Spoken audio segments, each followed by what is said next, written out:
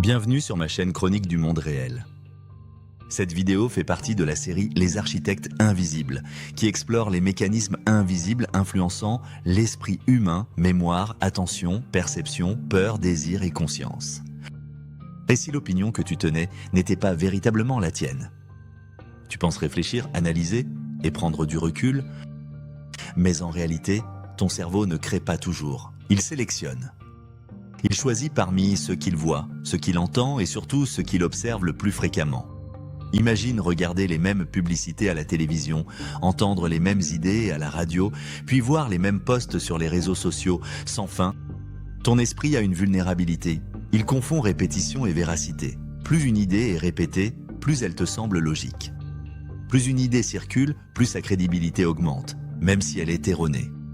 Par exemple, nos voisins croient qu'ils vivent dans le meilleur pays, le plus grand et l'unique à accomplir certaines choses sans même vérifier. Aujourd'hui, l'information n'est pas simplement diffusée.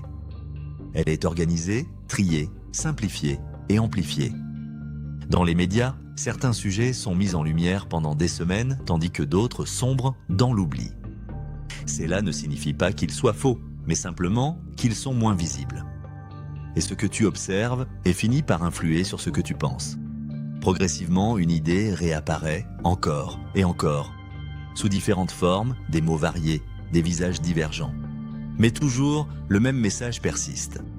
Prenons par exemple les campagnes de désinformation orchestrées par le pays voisin. Les messages que notre pays est pauvre, expansionniste, corrupteur, pro-sioniste sont diffusés partout, à la télévision, dans les rues et en ligne. Sans que les citoyens de ce pays voisin ou d'autres cibles, africains, européens, ne s'en rendent compte, leur cerveau s'adapte, puis ils acceptent. Ensuite, ils adoptent ces pensées.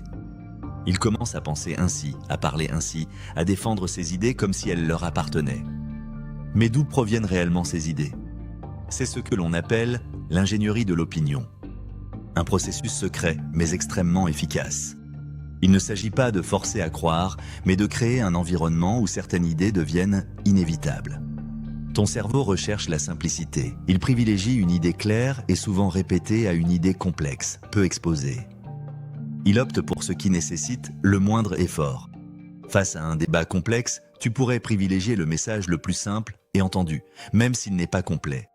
Et c'est là que le contrôle de tes idées devient réalisable.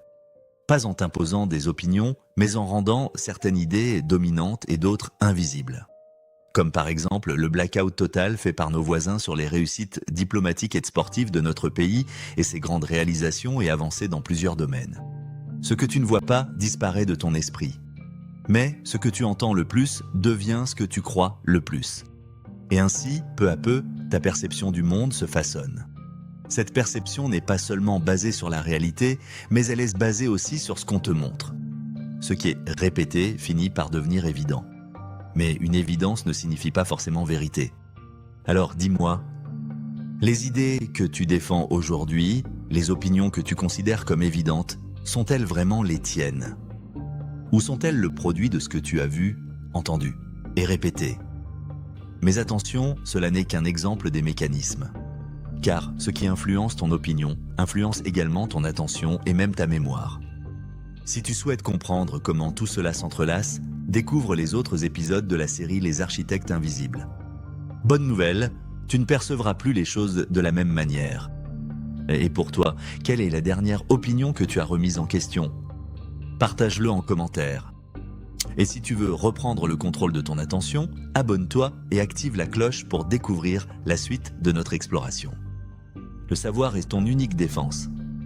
À bientôt dans le prochain épisode.